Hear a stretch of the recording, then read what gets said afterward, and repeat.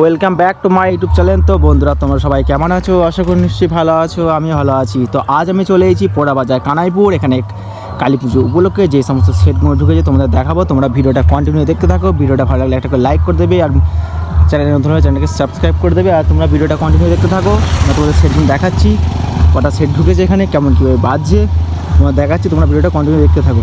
চলো তোমাদের দেখানো যাক।